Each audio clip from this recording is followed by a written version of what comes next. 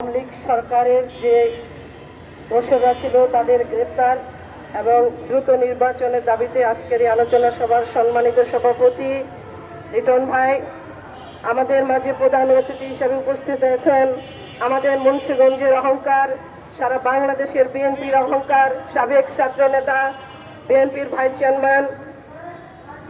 এই দিনে এই জুলাই আন্দোলনে যারা শহীদ হয়েছে তাদের আত্মার শান্তি কামনা করছি এবং যারা আহত হয়েছে তাদের সুস্বাস্থ্য কামনা করছি। সম্মানিত ভাই বোনেরা, আমরা আজকে এই প্রেস ক্লাবের সামনে খুব শান্তিতে বসে কথা বলছি, কিন্তু গত 17 বছর কি আমরা পেরেছিলাম? এই পুলিশের হামলা, আওয়ামী লীগের হামলা, আমরা এখানে বসতে পারি নাই। আমাদের সারা বাংলাদেশটা ছিল একটা কারাগার। এখান থেকে আমাদেরকে যারা রক্ত দিয়ে মুক্তি করে দিয়ে গেল, তাদেরকে এই মুক্ত বাংলাদেশটা উপহার দিয়ে গেল। সে কেন দিল? এই দেশের মানুষের স্বাধীনতা ফিরিয়ে দেওয়ার জন্য, এই দেশের মানুষের ভোটের অধিকার ফিরিয়ে দেওয়ার জন্য, এই দেশের মানুষের শান্তির জন্য। যেটা আজকে এই বর্তমানে যারা ক্ষমতায় আছেন তারা কিন্তু 1 বছরে আজকে এখানে ক্ষমতা থেকেও আমাদেরকে সেটা দিতে পারছেন না। তারা নির্বাচন জানে, এই দেশের মানুষ ভালোবাসে বিএনপিকে ভোট দিবে, বিএনপি নির্বাচিত হবে, তাই সেটা তারা সহ্য করতে পারছে না। যদিও আজকে আওয়ামী লীগ সরকারই বাংলাদেশ থেকে বিদায় হয়েছে, কিন্তু তাদের প্রেতাত্মারা কিন্তু এখনো এদেশে বসবাস করছে।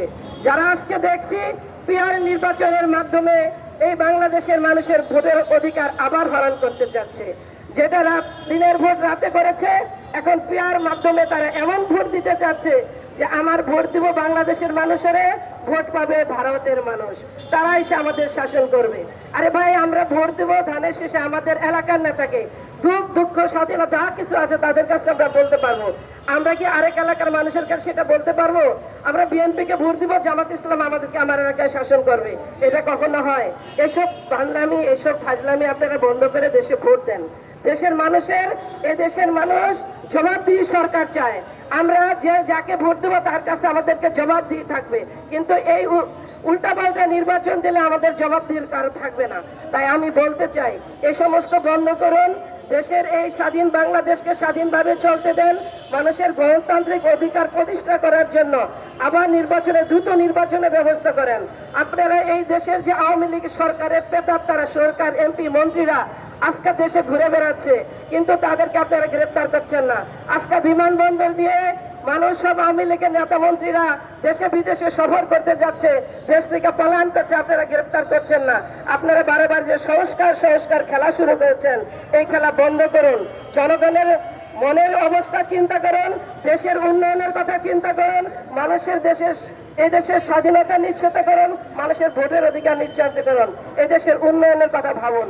তাই আবারও নির্বাচনে দেওয়ার জন্য আমার অনুরোধ থেকে এখানে বক্তব্য শেষ করছি।